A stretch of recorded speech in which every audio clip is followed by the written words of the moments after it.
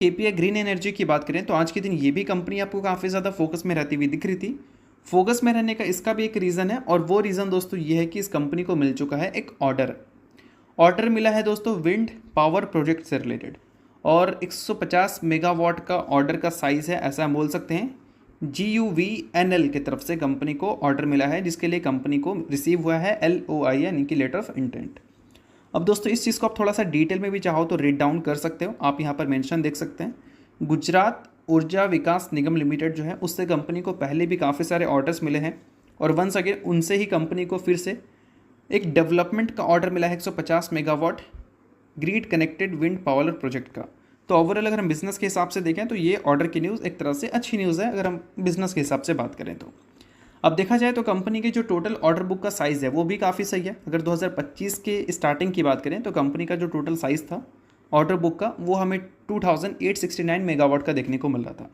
इसमें 1271 megawatt IPP segment से आ रहे थे और 1598 मेगावाट CPP सेगमेंट से आते हुए दिख रहे थे। अब इन दोनों का फुल फॉर्म आप यहाँ पर देख सकते हैं, इंडिपेंडेंट पावर प्रोड्यूसर और उसके अलावा कैप्टिव पावर प्रोड्यूसर। तो टोटल ऑर्डर का जो साइज़ हो गया वो लगभग 2859 करोड़ के आसपास, 69 करोड़ के आसपास हमें देखने को मिल रही है।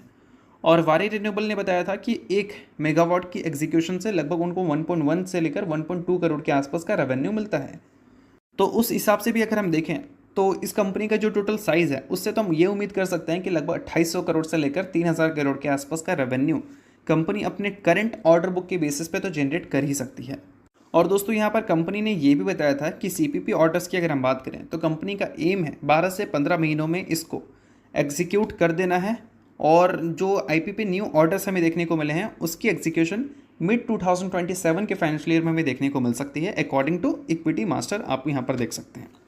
तो ये सारी चीज़ें आप नोट कर सकते हैं अगर आप KPI ग्रीन के इन्वेस्टर हैं और बिजनेस को अगर आप एनालिसिस करना चाहते हैं तो इन सारी चीज़ों को ध्यान में रखना है, क्योंकि बिजनेस से रिलेटेड ये सारी चीज़ें आपको मेंशन दिख रही हैं।